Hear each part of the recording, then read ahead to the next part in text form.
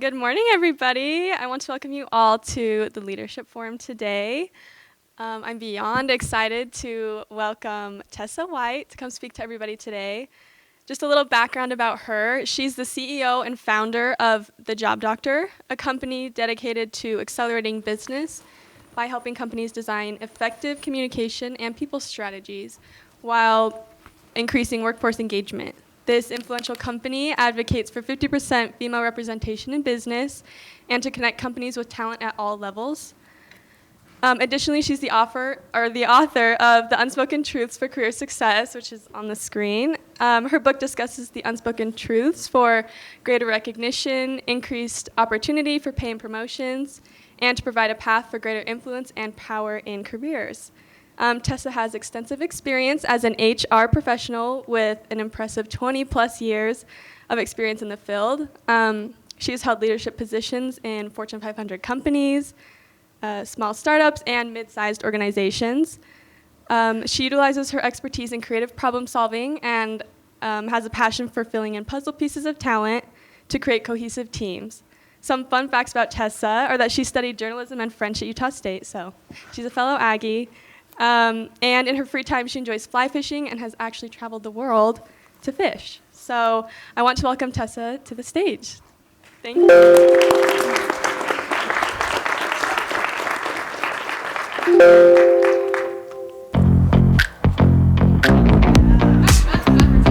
If your job is on life support, you need the Job Doctor. My brain is a walking database of thousands of case studies on how careers rise and fall. I'll help you. I couldn't help it. That's my podcast music. I have walk-in music now. Is that cool? So for those of you who don't follow me, please go listen to my podcast. It's called The Job Doctor is In. It's about 7 weeks old. We do a deep dive. I take callers, and we do a deep dive on questions about careers, and you get to be like a fly on the wall and listen into how we solve it. And we're already showing up as one of the top career podcasts out there. So I'm on Apple and Spotify. That's my special music. You'll know you found the right place. Well, there's no reason I should be here. This is what I looked like. I had very humble beginnings. My mom and dad decided that nobody would ever want to date me if they gave me big glasses that were bigger than my face. So I started out with very humble beginnings. It didn't get any better. This is me right here in the corner. I decided to go emo in high school. I decided to change my look, change everything about me. So that's me in high school. There I am. I know these slides are hard to see, but what looks different? I'm the only woman on that slide. The only woman. I helped take Vivint Solar public. And Vivint Solar, how many of you are familiar with Vivint companies? All right, I thought so. So you know that at Vivint, it was about 4,000 bros and 10 adults in the room. And that's where I worked as the head of HR, and that's where my crazy stories come from.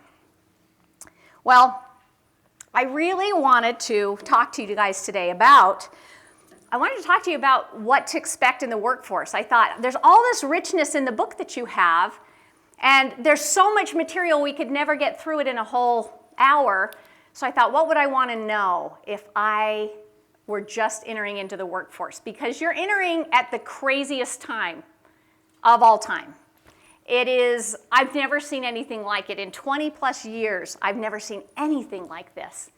There's a real adversarial mood between people and employers. How many of you have heard of quiet quitting? Yeah, a lot of you. Quiet quitting is a thing. I'd say what's going on right now is that the Gen Z is saying, I'm going to treat you, employer, the way you treat me. And therefore, I'm not going to give you notice when I leave. I'm going to pull back. I don't want to work more hours. I don't want to be taken advantage of anymore. I don't want to be a cog in the wheel. Interesting, because what's happening is, I call Gen Z the bye-bye generation, and that's most of you. They would rather, in most cases, leave their company without saying anything's wrong and just say, I shouldn't have to write the script for the company. I shouldn't have to say anything. And they'd rather leave than say anything out loud. I posted something, it was to my followers, and I said, I have 1 million followers now, and I said, tell me, are you more afraid to speak up or less afraid to speak up now? 94% said, I won't speak up. Are you kidding? I don't want to get fired. I don't want to write the script for the company. They should know.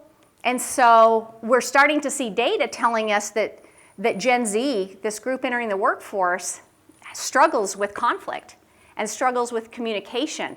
And it's kind of like having a partner or a spouse and saying, I'm not going to tell you if anything's going wrong, but you can count on me leaving if it doesn't work for me.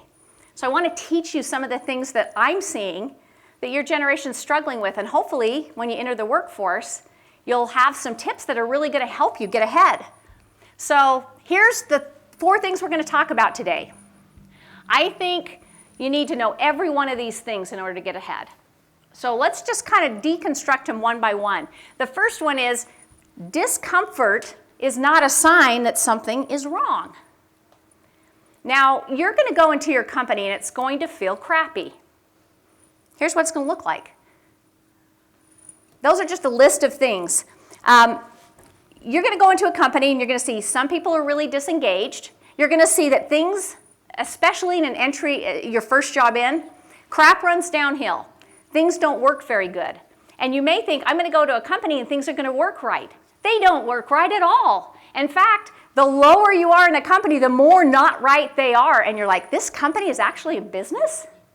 So you're going to find that. You're also going to find that, so processes don't work very well. You're going to find us versus them mentality right now. So you're going to find people want you to align. Us, we're the good guys. Them, senior management, they're the bad guys. And you're going to see a lot of that. In fact, when you enter in as a middle manager, it gets most profound of the us versus them. You're also going to find that people are jockeying for positions.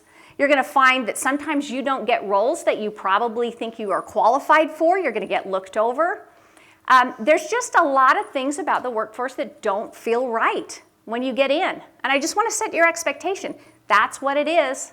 You're also going to go into a company and you're going to find that right now, there's layoffs, there's reorgs, there's departments shuffling around everywhere. It's really complicated. And I think that sometimes you'll go in and you'll think, this is a sign I picked the wrong company. This is a sign this is bad. It's not. Discomfort is so important to you. I want to talk to you about what it looks like. This is hard to see, but red line, green line.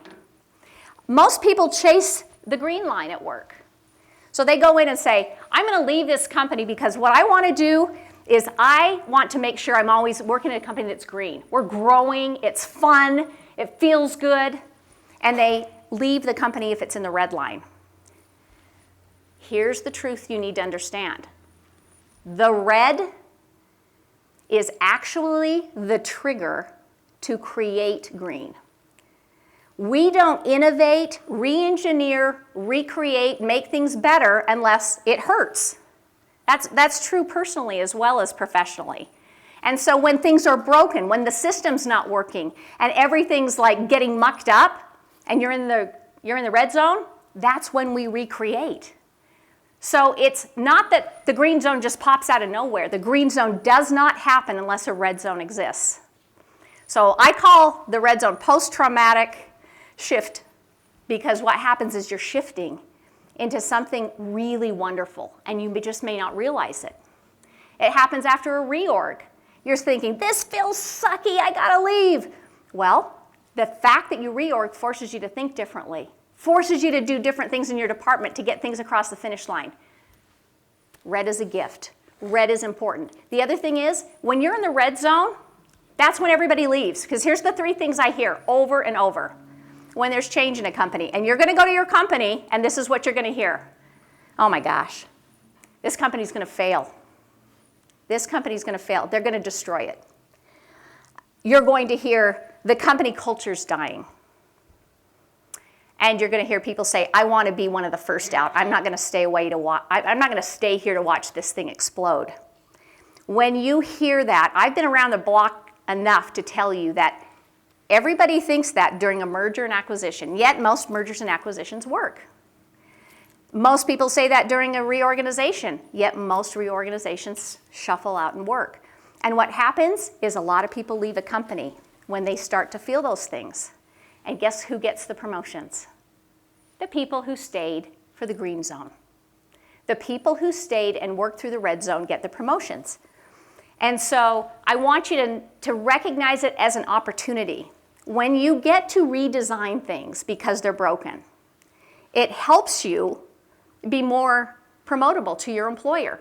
It gives you the resilience and the way of seeing the world. Just like a pilot tests, just like a pilot has to go into their little booth and fly over and over in simulation, Red Zone gives you simulation, new experiences to try what's going to happen if you push this button or that button, and it makes you a better employee. So please, my wish for you is not to be afraid of the red zone and chase it.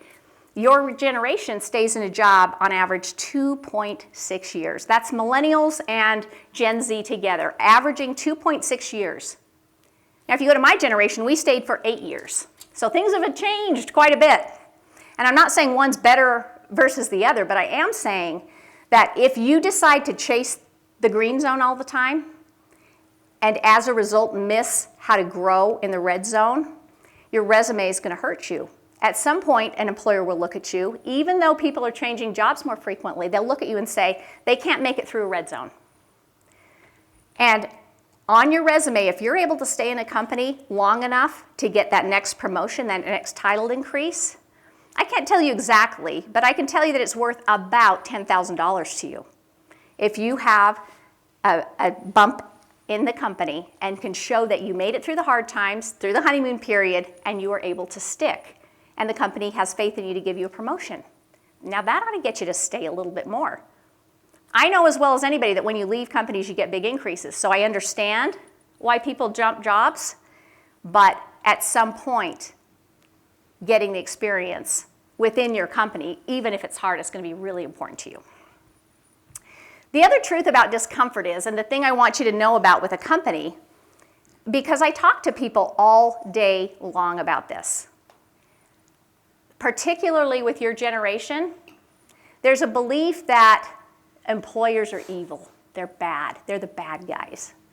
And we're going to stick it to the man by leaving. Well, companies are not evil. They're not inherently evil. What companies are, and it could bug you and make you crazy, but companies only exist to make money. If they can't make money, there is no company. And if that's the goal, then companies are aligned for one thing, and that is to make a profit. And so you need to understand going in that the company can like you well enough, but your argument to say you need to give me a raise because I feel like I need one or because I'm working harder doesn't resonate with a company. The company is aligned to take as much as you will give. That has a lot of implications to it. But it's not necessarily a bad thing. If you understand that that's a company, just like dogs bark when a stranger comes to the door, a company is always aligned to profit, you can change the way you talk to your company to get more. You can get your raises, you can get your proposals over the finish line if you understand this one thing about a company. Because then you start to frame your asks and your proposals through numbers. So one of the big things I see with people your age is they'll go into a company and say, well, I should receive a raise because I have been here for a while and 2 people off the team left. I'm doing double the work and I haven't had a raise for a year and a half. Okay, well, that's what 90% of the people ask, how they ask for a raise. And I'll bet 80% of them or more don't get the raise.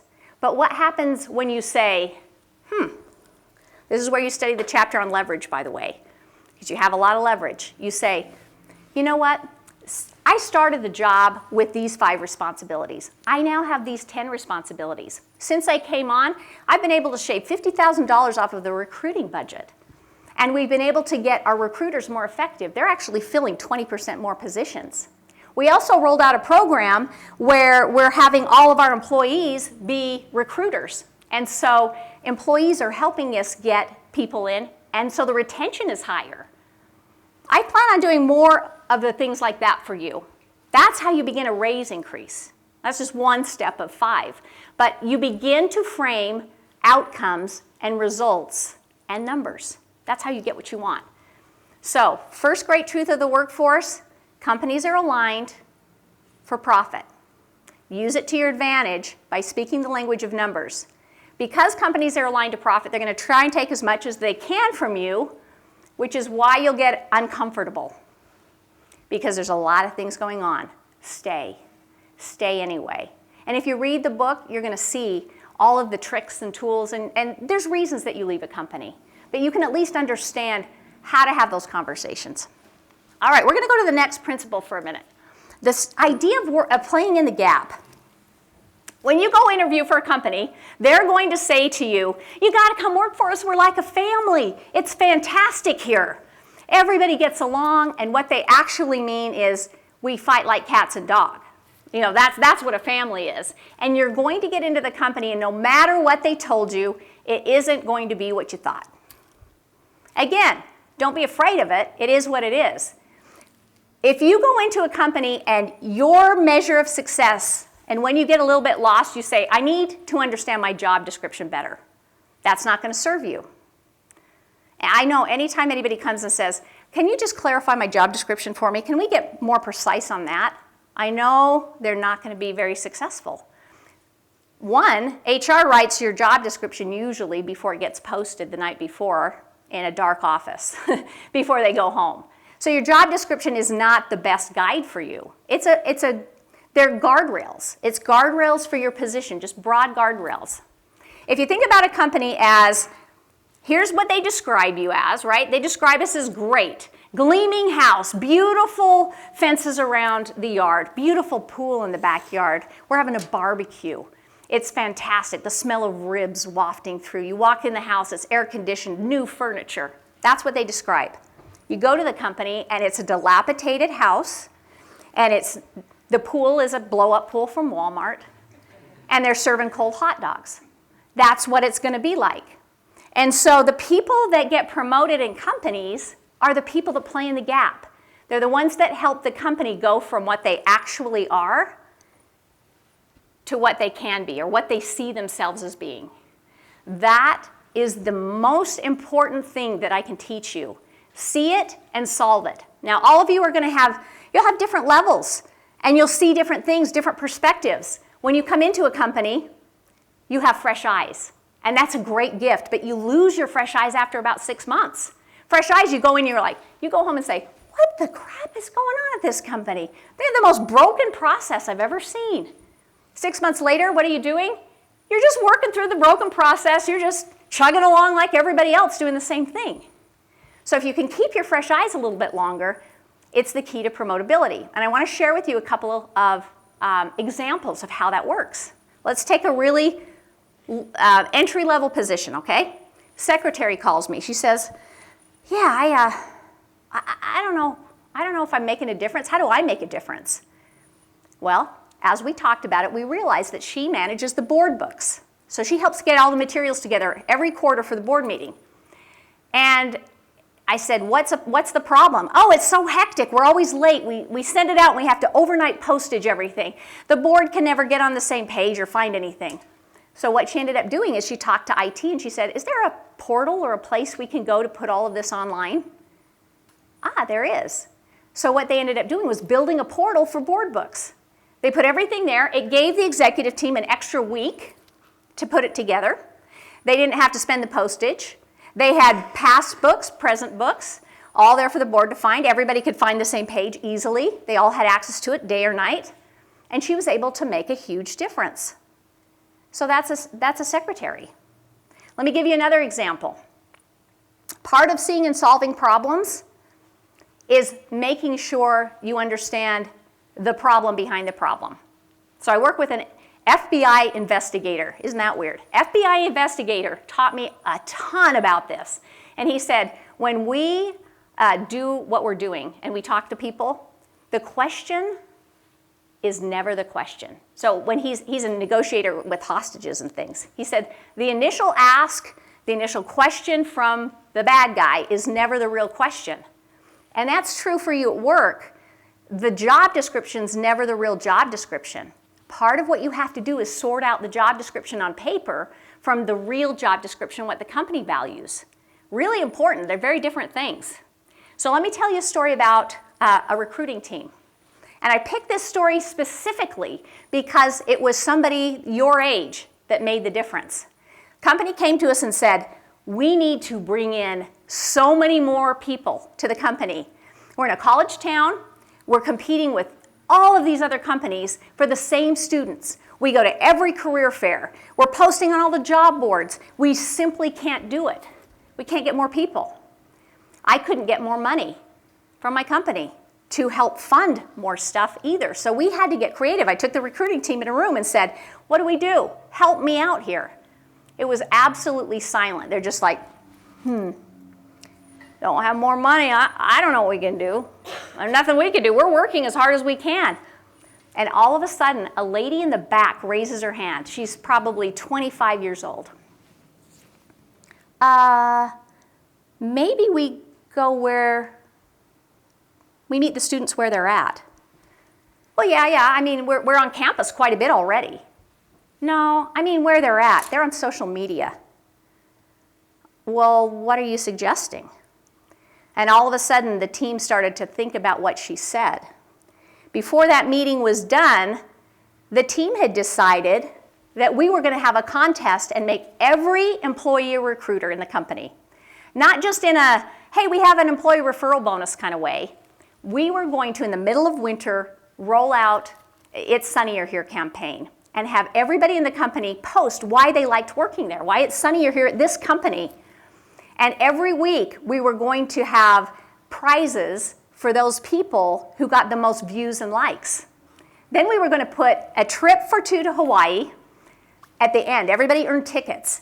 And we would give away 1 trip for 2 to Hawaii in the middle of winter for whoever could help us hire and find the most people and who went most viral. So people were trying to get tickets in this drawing. This cost us maybe $8,000. It was a real easy thing in the budget to find the $8,000. We just stopped posting on some job boards. Well, guess what happened? Let me show you. First of all, this is what they wanted it to look like. We made it look like a beach in the company. This is one of the employees' ideas. My CFO got so mad at me, he thought that we'd flooded the bathroom. But we didn't. We were just having some fun. But here's what the numbers look like. We had a 43% increase. Look at that. And 81% increase in applicants.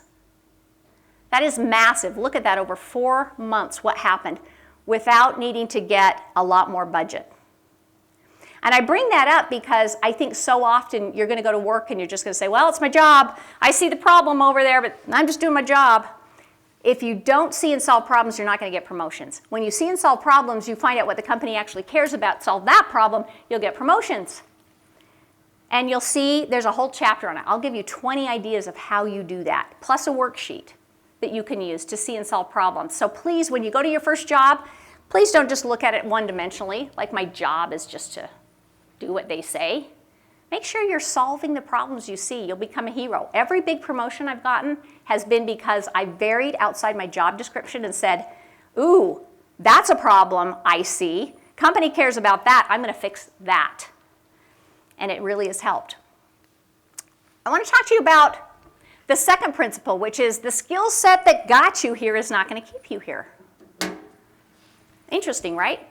Because you go in, and I learned really early on, if I do everything and take it all off my CFO or my CEO's plate, or really early in my career, just my manager, if I take everything off my manager's plate, I'm going to win. And I did. They loved me because they'd give me something to do, and I would get it done and go, hey, that's already done. You didn't have to worry about it. Well, when I became a senior executive, I was still doing that. Big problem. Because that skill set didn't serve me anymore. And my CEO took me in one day and he said, hey, Tessa, I had no idea you were working on this thing over here. And I go, oh, I just wanted to keep it off your radar. I didn't want to muddle your day with things. And he said, it's a problem because I could have been helping you all along. Part of your job is to socialize what you're doing upwards, not just down. And when you don't let me know what your skill sets are, and let me know what you're doing and how you're working with other people, I lose the ability to help you get ahead more. If I had known that you could do that, I would have put you on a bunch of other things. And that's the moment I went, oh crap, how many years did I just think that because I got rewarded early in my career for one thing, that I should get rewarded forever in my career for that one thing? So let me just go over the stages of career growth. I think this is really interesting stuff for you. Number one, you're going to go into an entry-level job. You are going to get rewarded by following what your manager asks you to do. And if you do it faster or more efficient, more brownie points for you. That's how you get rewarded. And so it's very important, your first job, that you always let your manager know, I did that today. Even if you're thinking to yourself, of course I'm going to do what they said. Tell them you did it. Tell them you did it. This is the one place you get to ask questions all day long. Ask questions. Find out. How many days off can we take? How much notice do we have to do? Is there training that I need to take? Ask away, because you're not penalized in a stage 1 for asking questions. Now, stage 2, achievers. This is where you get independent. So when your manager says, hey, you're so good, you're promoted to the next level, I need you to make sure you get these broad objectives and guidelines done, and you get to figure out all the in-between. That's kind of fun, but kind of scary, right? You're going to make so many mistakes in that stage. I got to tell you, be okay with the mistakes. This is where you test everything out. This is where you learn rookie mistakes like, hey, if I'm in charge of a project and I tell somebody else on the team to do something and they don't do, I tell them to do it, you can't assume they're going to get it done. That's a rookie mistake that everybody makes in stage 2, is they get in and assume if you tell somebody to do something, they'll do it. And so you start to learn all these great lessons about things, and your language changes with your manager. Instead of saying, what do you want me to do next? Here's what I did today. Your language says, you know, I ran across this problem, and I want to make sure that you know, this is the way I think I should solve it, and this is what I've put in place. Just wanted to make sure you're aware of it if you want to weigh in. I've got this. Everything in your language is, I've got this, I own this. It's all about accountability, and you'll see about 6 or 7 phrases you can use with your manager to show you what it looks like. That's the big shift. So you're all about being independent. Well, guess what? Just as soon as you get independent, you get to go to stage 3. This is the mid-level of your career, and it sucks because stage 3, you just got good at being independent, and if you are independent, you're going to fail. Now you have to be interdependent. Your projects cross over into other departments all the time. You're going to have to work with other people, and this is the stage where the job gets too big for you to know everything. You have to call people on the outside and say, I don't know how to solve this. Can you help me? You call experts. You augment yourself with a team of people that are just as smart as you are to help you. This is where you have to lose the ego. You just got to lose it. Because if you're afraid or think it shows a sign of weakness and that you're supposed to know everything, you're going to not do very good. And I've seen so many people try that. They try and go it alone. I don't want you to make that mistake. This is also where mid-level managers live. You're going to find that as soon as you're in stage 2, you're going, I just want to be more strategic. Doesn't that sound fun? I want to be more strategic in a company. I want them to trust me to be more strategic. And you're going to get to stage 3, and you'll be a manager likely, and you'll go, I want to be more strategic. And guess what? It's really hard to be more strategic because you're so used to being an individual contributor. You've got senior level people telling you what you need to do, and you don't agree with a lot of it, by the way. So you have to get good at conflict and talking to them. And then you've got your team, and you want to be seen as one of them still. I want to be one of them. I don't want to be one of them. They're the bad guys. And they're telling you that's a stupid idea. So you're stuck in this mid-manager sandwich, and it's really painful. And this is where, if there's one thing you can learn, it's getting comfortable with conflict. Conflict builds trust. It doesn't break it. It builds it. How do I know that? Because my own guy told me I was a micromanager. That's one reason. I was a micromanager. I didn't even know it. At one point in my career, the CEO was pulled into the office and fired. You'll read about this story. And then I was pulled into the office right after him to meet the new CEO, and I was told something I had no idea. He said, I need to know if you can do better with sales because you have a very adversarial relationship with sales, and if you don't fix it, I don't need you. I had no idea. No one had ever told me that that was a problem, not even the head of sales. So it's really important that you start to understand how to get feedback, how to understand and work through that conflict. Because most people, today's generation, will leave when that happens. And if you leave every time that happens, you will bounce around and bounce around and bounce around and never learn the lessons that you need to, because it's such a part of your job and of your career. Stage 4, if some of you want to grow up in that, stage 4 is about being a director. You're a builder. All of a sudden you're like, here's our plans. Here's what we're going to do. And everybody thinks they've made it when they hit a director. Oh no, oh no, no, no, no. Here's where conflict is on full bore.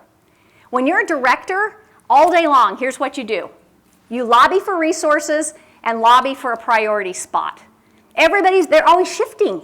The priorities are shifting, and you are like a broken record, and you need to be able to talk through why I need what I need, and everybody else wants the same thing. Well, you may ask, well, that's silly. Once you do it, why would you have to do it again? Well, because other people don't meet their goals. Or the board of directors wants something different done. And then there you are again, lobbying for resources, lobbying for what you need.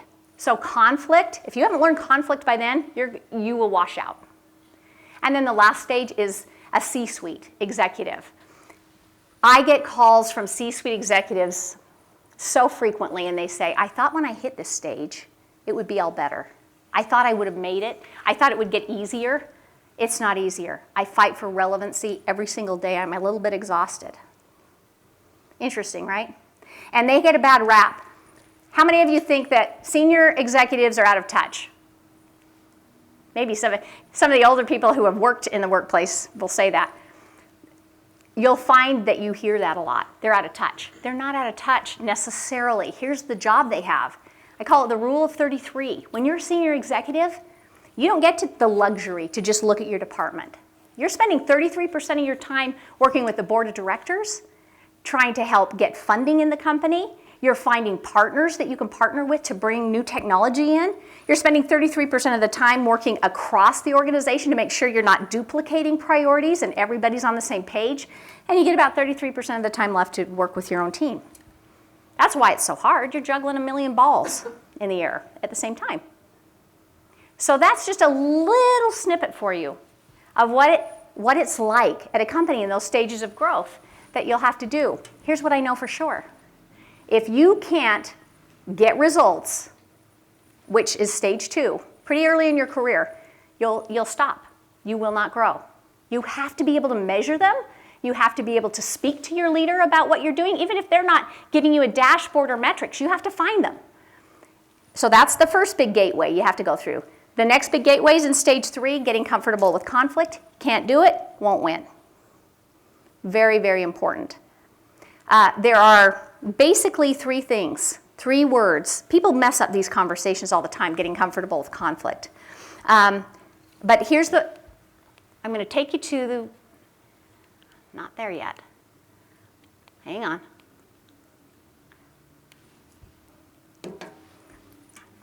I'm going to take you to what's most important, and that is not having a halfway conversation. Halfway conversations are this. You say part of what you mean, but not all of it, and expect that the company's going to understand all of it, or your manager's going to understand all of it. Of 1 million followers I have, 99% of them think that the company or their manager sucks when it comes to communication and that they are fantastic. Everybody thinks they're great at it, and I'm here to tell you, you are not good at it. You are not. I've watched this for years and decades. I've watched this. Here's what a halfway conversation looks like. You're in a meeting. They talk about, this is the direction we're going to go. Does anybody have any objections? Are we good to go? And you say, yeah, I'm supportive. And you walk out and you whisper to your friend, that is going to fail. I'm glad that's not on me. That's what it looks like. It's when you get hired at a company and your manager's telling you you're going to get a lot of training, and you don't get the training, and your manager checks in and says, how are you doing? And you say, well, it's a little more challenging than I thought, but I think I'm coming along okay. And you go home and you tell your spouse, this is the worst company I've ever worked for. They promised me all this training. They have nothing. It's when a coworker and you disagree on something and you only tell them this much. It's when your manager It's when you want a raise. It's when you're burned out and you say, I'm doing the job of 3 people. And I'm so sick of working overtime, I'm going to quit. And your manager comes and asks you to work late that night, and you say, I can't work late that night. I've got to be home tonight for another commitment. And your manager, and you think, oh, I told them. You didn't tell them anything. Your manager thinks that you had another commitment. They're going to ask you to work late again. So we walk around having halfway conversations in business. The number one thing I can tell you, read the chapter on how to have hard conversations, because you're going to have to start with the first time you negotiate your offer. That's your first opportunity to be in conflict, right? To not just be so agreeable and say, yes, I'm going to take it. But did you know that if you negotiate an extra $5,000 in your first job, that equates to over $300,000 in lifetime earnings at the end of your career? That's the simple math of just that one $5,000 carried through and having every increase the rest of your life be based off that higher number. Now, if you actually take that increase and invest it, it's worth a heck of a lot more than $300,000. That's just the simple money. And if you end up getting higher increases and negotiate for yourself along the way, I calculated it's about $2 million most people leave on the table. $2 million in lifetime earnings by not speaking up. That ought to make you stop and listen. Is $2 million worth it to you to have a conversation about your pay and to push back? It's not $5,000, folks. It's a lot more. So getting comfortable with conflict. The last thing I want to bring up, and then I want to open it for questions, and we're going to have fun with that. So please get ready with your questions. The last thing is, your manager's not your life coach. Your manager is not going to give you work-life balance, and your manager is not going to be the one that gets you all of the promotions. They can help. A manager can be a fantastic advocate, but managers can also not be an advocate. Many managers aren't really good at developing their people. And most companies, this is how they do it. They do a 9-box. So they'll meet in secret, and they'll put about 5% of the company as future leaders of the company. Those people are top performers, and those people get equity, stock options, experiences, exposure to the executive team. They get mentoring, they get training, and the rest of you, 70+% of you who are effective or a core employee, they just say, you just keep going. Just keep going, you do what you're doing. They're not gonna go out of their way. So, I want you to develop your own top performer plan. That's what I'm asking you to do, because there's no reason you shouldn't be asking for feedback all the way along the way. In the book, I outline what a top performer plan looks like. I just write it down. This is what we do for top performers. Here's the secret. If you go to your manager and you say, here's the exposure I want. I want to sit in on an executive meeting. I want to see how they talk. I want to give a proposal. I want to manage a project. That's exposure. If you do that, and you get training, and mentor. Mentor's really important. Now, your company likely isn't going to give you a formal mentor, and guess what? I don't care, because the best mentors I've ever had are not formal mentors. When you go to a company, I want you to identify 4 people that do 4 different things really, really well.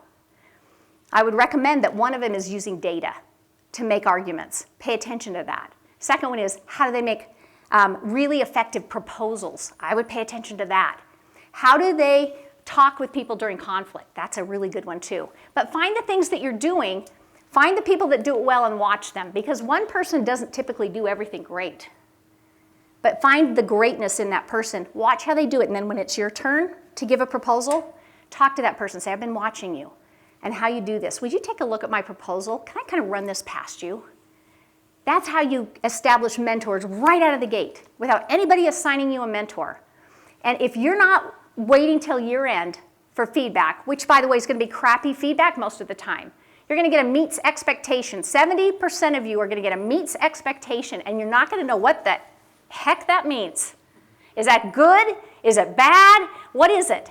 So that's not a good time to improve yourself. You should be improving in small little increments all the way along the way. And you should be having mentors all along the way help you. When you can do that, you make adjustments so quick. You're able to get better so quick, and you get used to hearing feedback. Because the first time you hear feedback, especially if it's a little bit negative, it's going to curl your toes and it's going to make you feel really crappy. But then you're going to realize that there's good feedback, there's hard feedback, and it's okay. It's just okay. It'll start to feel more like coaching than it will feel like something punitive to you. So, in conclusion, I just want to tell you, despite what I have said, working is great. I'm giving you all the truths of the workforce, the things that are trip you up, but you can have a pretty frictionless journey.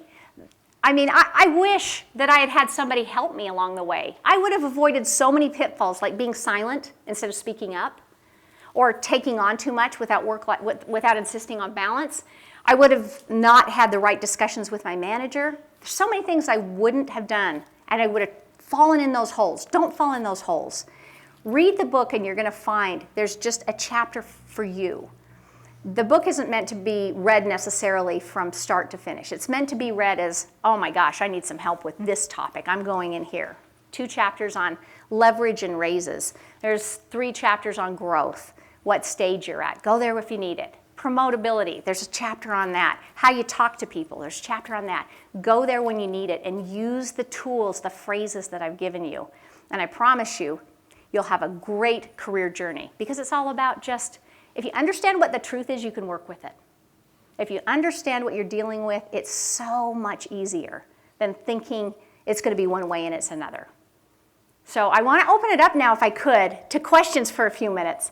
What kind of questions does this leave you with you going into the workforce? Well, we'll bring around a microphone. Nothing is off limits, by the way, nothing.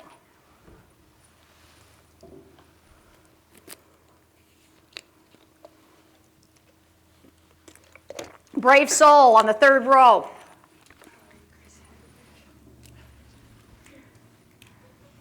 Okay. Okay, I think it's working. So my question, you've been talking a lot about kind of like the corporate environment, moving up like in the stages of your career. I kind of have some questions more about, so like I hope to do some real estate investing in the future, kind of work for myself. And so like a lot of that is going to be finding mentors and learning from different companies. Do you suggest a similar pathway for that, or what would you suggest? All right, so we have somebody going in real estate, so slightly different, wondering if what I would suggest for him in terms of finding mentors and things. The first job that you have out of college is not, to me, if I could have a do-over, I wouldn't care how much I was getting paid, even though I just talked to you about, you should still negotiate, but I would be picking the smartest person I know that's been successful. And I would go to them and I would say, I'll do anything. I'll wash a car. I'll do anything. Let me learn under your tutelage. Let me see how you do things, and I'll work hard for you. That's the strategy I would take, because those people, not only do they surround themselves with successful people, and you'll see what success looks like, but the connections that you make all the way along are incredibly important. The companies you pick and the people you work with are important. I mean, you look at my book, the Stephen M. R. Covey's my endorser. That's a really big deal for a first-time author, and it's because in my very first job we worked together. So pick somebody that's really smart. That's awesome. Can I ask just one more question, go along with that? So as far as because I mean, you obviously know a lot about HR. Do you think when I'm looking for a job, should I be prioritizing like benefits and stuff like that? Or should I be more prioritizing what I would get out of it? I would say smartest person, best company with traction, pay, benefits. That would be me. Okay, yeah, that makes sense. Thank you so much.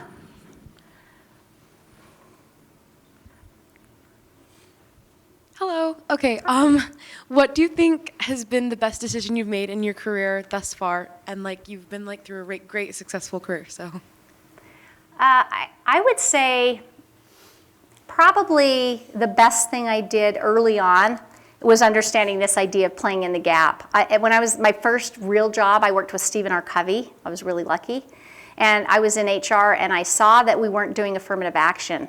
I'm not a good data wonky kind of person, so that would not be something I would normally raise my hand for. But I did because I could see it was needed. Just as I finished that project, we were audited. And had I not picked up the ball on that, we would have been in big trouble. And I became the hero. It was one of my first hero experiences in the company where they looked at me and the executive team said, "Oh my gosh, thank you." And that's where it clicked for me that if you can see and solve problems instead of just doing what your boss tells you to do, you can greatly accelerate your growth in a company. So that was probably, it was hard, but it was probably the first time I really kind of veered off of that and did something that really made a difference and saw what happened. Mm-hmm. Hello, my name's Tyler. My question is, there's two ways I've thought about getting to where I want to go. So I have industries and companies that I really have my eyes on, because working for somewhere I'm passionate about is important to me. But I've questioned debating between the two routes of taking any position you can get at a company and working up through the chain, kind of proving yourself to them, versus going out to a different company to get a skill set that company will then want to hire you on for. Right. How would you balance that? That's tough. It's tough because I really hate when people are underhired. I don't like that at all. I would say, I don't think there's one precise answer on that particular thing, but I would say choose wisely in terms of a company that has upwards trajectory, good space, like cybersecurity, for instance. If you were saying, I have a choice between cybersecurity or aeronautics or aerospace, I would say cybersecurity. You go where the trends are taking you and look at what the unicorn companies are. That's a term we use for the companies that are like going to go crazy. Look at the unicorns from state to state. Look at the trends and get ahead of a trend that's happening or where there's going to be a really deep need and we don't have enough people. Like chief digital officer is a fairly new role. That's about taking data and being able to find like new avenues and revenue streams for a company. That's huge. Cybersecurity is really a big space right now because everybody's trying to hack us. Find the space that's going to blow up or that is blowing up and go there if that's what the choice is between. I also have a preference for people, although it doesn't have to work this way at all. But I like going to a smaller to mid-sized company first because you get to wear so many hats and see what the ecosystem looks like. And you get to play in lots of things. I got to do board of director meetings and things I never would have been exposed to at a bigger company. And you understand how it all plays together. So then when you go to a big company, which is really niche, they'll put you in a really niche role where you get really deep in a very small area. Then I was very well prepared to be successful with that. So small companies and big companies both have their own personalities, and I would tell you, make sure you do both, because both of them is what makes you kind of the most well-rounded candidate for somebody. Thank you. Mm-hmm. Hi, my name is Emerald. I wondered if you had ever had an experience where you asked for a raise in an internship or a seasonal job, and how'd you go about doing it? Yeah, of course. I asked for raises all through my career, and I got a lot of no's. Let me tell you something about a no, though. Even though you get a no, it's not lost. That's really important to understand because when you get a no, you've planted a seed in your manager's head that you expect a raise. And don't think they're not thinking about it when they're doing their budgets or when they're going to give raises to somebody else. Or, oh, they're going to kill me. I'm going to have to pay attention. I'm going to have to take care of that at some point. So yes, I've asked for raises. Let me show you the wrong way to do it and the right way to do it. The wrong way is to focus on you, right? I've been working for a long time without a raise. I'm doing more. I don't think I'm paid fair. Those are me statements. You have to use leverage. Leverage is about, I have what you need. That's in its purest form, the definition of leverage. I have what you need. And so you have to come at it with a leverage argument with the company. I have what you need. And when you can say, let's say I'm trying to get a job. I noticed that your company's really trying to grow in this particular channel. Well, I just happen to have come from there. I was in sales and I always hit 120% of my quota in this exact channel, this education channel you're trying to build. Would that be of value to you? All of a sudden, when you're speaking in terms of what they need, you have so much higher of a possibility of getting the raise. The other thing is, people will say, they'll give up. Once they get a no, they're like, oh, guess it's a no. But if you give them an if-then proposal, if I do this, then what would be the raise you'd give me? That's very effective. Boards of directors do that with executives all day long. And so that's another great angle to take, because companies love for you to do it first and then pay. They want to get the result first. And an if-then proposal is a way to get you closer, to say, what would be the most valuable thing I could do for you? If I did that, then could we get that? So yeah, I've asked for raises and not gotten them and been turned down. I've asked for raises before and gotten massive raises. I think the biggest raise I ever got with stock options and everything was over $100,000 in one move. Now that was later in my career, but it just goes to show asking for raises is no different than practicing, exercising, and growing a muscle. You get more comfortable saying it out loud, and when you get more comfortable saying it out loud, it gets easier each time, and you get better at it. Other questions? Yes? So you've worked for quite a few really large companies before. What was it that sparked your desire and interest to branch out, start your own thing? And at what point did you recognize, like, now's my time, I'm going to do it right now? Well, it's actually kind of a funny story. My husband and I like to do creative dates, and he saw something in the newspaper that said, come to this seminar in the morning. We're going to teach you all the tricks of making more money than you ever wanted. And we're like, this is cheesy, let's do it. So we decided to go to brunch and go to this cheesy thing, and it was cheesy. There was this guy with slicked back Italian hair, and the first thing I said to Kevin, I looked over and I said, sit on your credit cards. Do not pull those out, because he's going to try and hard sell us on something. It was really, how do you make money with the knowledge that you have? Half hour later, honey, give me the credit card! Give me the credit card now! So they're like, the first 10 people that sign up to go to Denver, get to go to our seminar for half price. Give me the credit card. I ran up and I signed up. And he goes, are you serious right now? I'm going to Denver, honey. And so I went to Denver and I learned a little bit about how to use what's here to help people and to do something like this. And it really planted a seed with me, because I had left Vivint Solar and knew I wanted to do consulting. I knew I wanted to do my own small business. I always had wanted to. But it all of a sudden came together during the pandemic when I was locked in a house and had lots of time to think. And I'm like, the job doctor, that's it. I can help people. And I've always wanted to help people. They used to call it the Ask Tessa hotline. All my friends and family would call it, this is the Ask Tessa hotline. I need to ask you about your careers. So I made a business of it. That's how it started. Thank you. I should add, because I think this is interesting for those of you who might be wanting to start your own business, what's so fascinating about my career now is I don't just talk to people, but I've experimented over the last 2.5 years. I started with a Rent My Brain product, right? You just call me and I'll help you with your stuff. That worked, so then I'm like, hey, if I can get one person in the room, what if I got a mini masterclass and I could get 10 people in the room to pay the same amount of money, and all of a sudden you 10x what you're making. Then I'm like, hey, if that works, what if you did passive training? What if you had training on demand so I don't even have to be in the room and people are getting what I need? And then I thought, oh my gosh, I have 1 million followers. How do you monetize 1 million followers? And I started to reach out to companies, and companies reach out to me and pay me to do a TikTok. They'll pay anywhere from, $3,000 to $10,000 for one TikTok. Then I'm like, wow, that works. How can I maximize what I'm making in my same hour?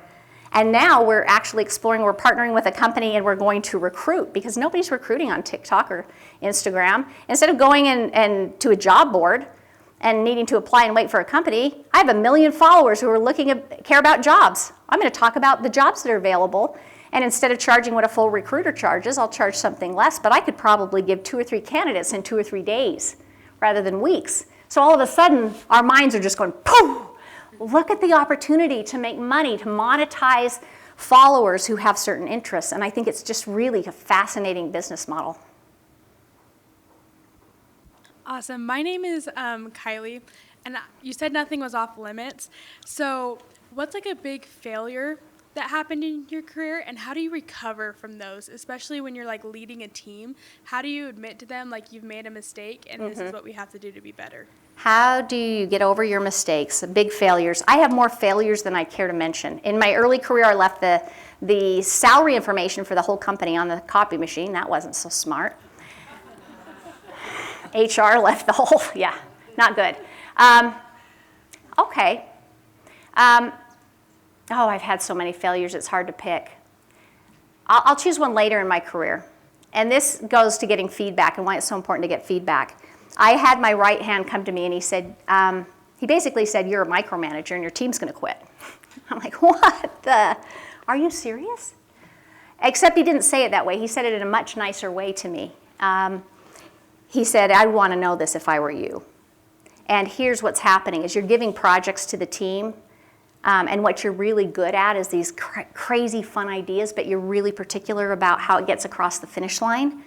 So much so that you're not letting your team be creative in their approach. And what you're doing is shutting down their brains. Now they will only come to you for the next, how do I do it next? What do I do? And you've shut down your entire, you have a team of 10 people who want to help you and they're not thinking anymore. And I cried and I cried and I cried over that. And because I didn't mean to do that and I didn't know I was doing it. And it showed up in a survey, a company survey, that I was really good at managing up and not so good at managing down. So for me, to get past that, the first key was I had to know about it, which is why I tell people I really think managers should have appraisals from their people. But it's another reason that you should always be asking about feedback. People don't know. Managers come to me all day and say, I'm going to let this person go. And I say, do they know it's coming? They always say, yeah, they know it's coming. The people never know it's coming. And so these halfway conversations just are so permeated in how we interact with each other that my advice would be run at it. And if you ever get a bad performance appraisal, run at it. Because what people do is try to stick their head in the sand. Running at it looks like, I may not agree with you, manager, but boy, I hear you. I'm going to show you I can do that better. Because you can change a perception, a manager's perception going forward, a lot easier than you can change it going backwards. In fact, it's really hard to change perception going backwards. But if you just say, I'll show you what I'm doing, and you give them proof points, you may not even change anything you're doing, but give them proof points that you're actually listening to them, you can change perception and you can get through some pretty gnarly stuff. Looks like we're out of time, but those were great questions. Thank you so much, and I'll be here for a few hours if anybody wants to ask any more. It's my favorite part is answering questions.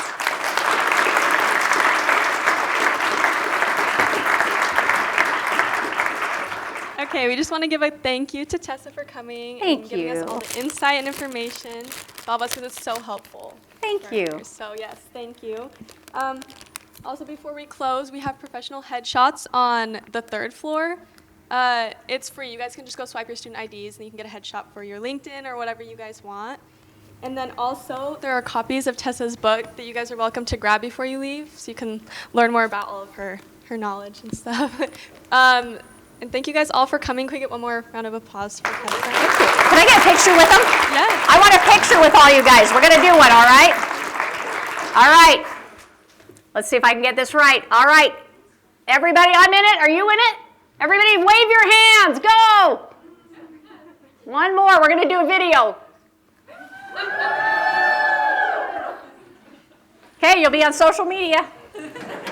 You're famous.